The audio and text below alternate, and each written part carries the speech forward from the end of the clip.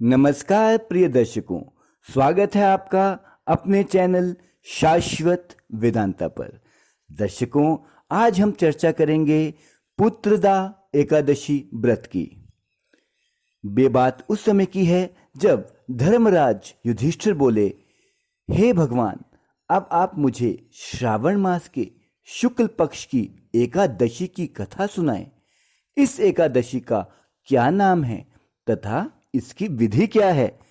श्री मधुसूदन बोले कि हे राजन, अब आप शांतिपूर्वक श्रावण मास के शुक्ल पक्ष की एकादशी की कथा सुनिए। इस कथा के श्रवण मात्र से ही वाजपेय यज्ञ का फल मिलता है। द्वापर युग के प्रारंभ में महिष्मति नाम की नगरी थी।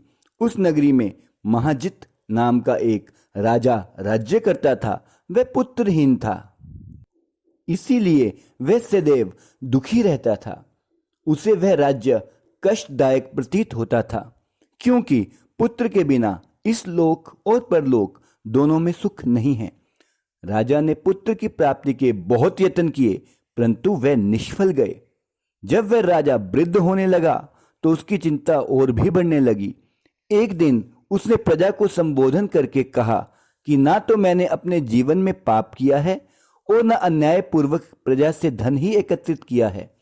ना मैंने कभी देवता और ब्राह्मणों को अपमानजनक बातें कही हैं और ना ही उनका धन छीना है, ना ही किसी की धरोहर ही ठगी। मैंने प्रजा को सदैव पुत्र की तरह पाला है, कभी किसी से राग द्वेष नहीं किया, सबको समान माना। इस प्रकार धर्मयुक्त राज्य करने पर भी मैं इस समय महान दुख पा रहा हूं। सो क्या कारण है, मेरी कुछ समझ में नहीं आ रहा है। राजा महिजित की इस बात को विचारने के लिए मंत्री आदि वन को गए। वहां वन में जाकर उन्होंने बड़े बड़े ऋषि मुनियों के दर्शन किए। उस स्थान पर वयोवृद्ध और धर्म के ज्ञाता महर्षि लोमश के पास गए।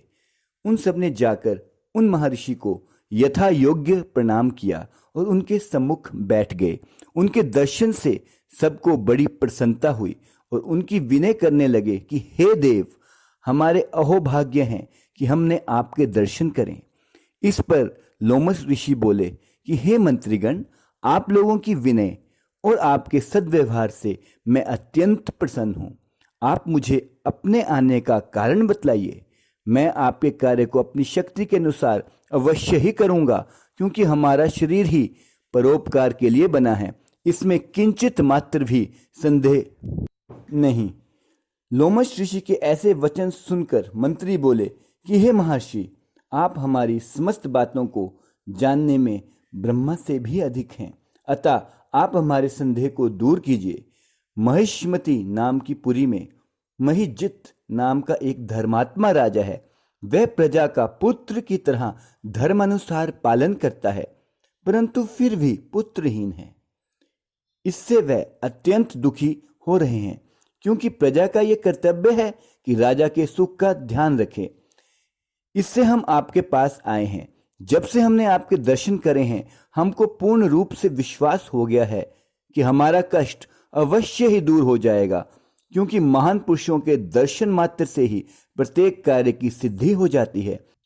अतः अब आप हमको राजा के पुत्र होने का उपाय बतलाइए।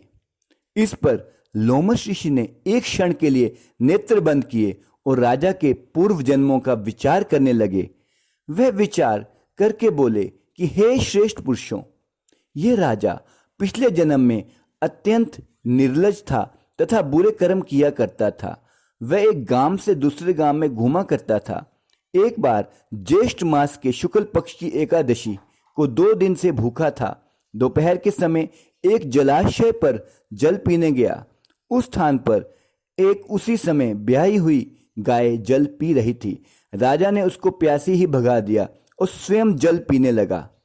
हे ब्राह्मणों, इसलिए राजा को ये दुख भोगने पड़े हैं। एकादशी के दिन भूखा रहने से उनको राजा होना पड़ा और प्यासी गौ को हटाने से पुत्र वियोग का दुख भोगना पड़ रहा है। इस पर सब लोग बोले कि हे महर्षि, शास्त्रों में ऐसा लिखा है कि पुण्य से पाप नष्ट हो जाते हैं, इसलिए कृपा करके आप राजा के पूर्व जन्म के पाप नष्ट होने का उपाय बतलाइए, क्योंकि उस पाप के क्षय होने से पुत्र रत्न की उत्पत्ति होगी। ब्राह्मण के ऐसे वचनों को सुनकर लोमश ऋषि बोले कि हे ब्राह्मणों, यदि श्रावण मास की शुक्ल पक्ष की पुत्रदा एकादशी का तुम सब लोग व्रत करो और रात्रि को जागरण करो और उस व्रत का फल राजा को प्रदान कर दो, तो तुम्हारे राजा के पुत्र अवश्य होगा। राजा के समस्त दुख नष्ट हो जाएंगे। मंत्रियों सहित समस्त प्रजा महर्षि लोमश ऋषि के वाक्यों को सुनकर प्रसन्नता पूर्वक अपने नगर को वापस आए।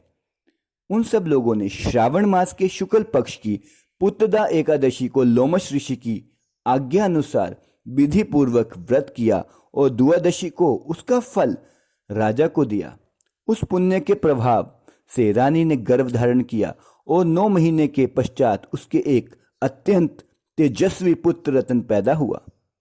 हे राजन, इसलिए इस एकादशी का नाम पुत्रदा पड़ा। जो मनुष्य पुत्र रत्न को प्राप्त करना चाहते हैं, उन्हें इस एकादशी का विधि पूर्वक व्रत अवश्य करना चाहिए। इस व्रत के प्रभाव से इस लोक में सुख और परलोक में स्वर्ग मिलता है। प्रिय दर्शकों, इस प्रकार मैंने आपसे एकादशी महात्म्य को बताया। दर्शकों, इस बार ये परम पावन तिथि 30 जुलाई 2020 को है। दर्शकों, हर बार की तरह इस बार भी मैं एक विशेष सूची आपको बता देता हूँ। एकादशी व्रत दशमी से ही प्रारंभ हो जाता है। दशमी के दिन एक समय सात्विक आहार लें। एकादशी को यथाशक्ति हो सके तो केवल फल इत्यादि से ही गुजारा करें। अन्न का पूर्ण त्याग किया जाता है एकादशी को। और किसी भी व्रत का सबसे ज़्यादा जो इम्पोर्टेंट फेज है वो है उसका पारण।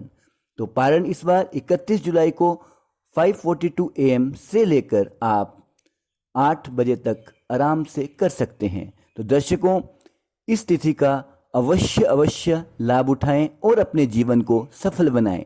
धन्यवाद।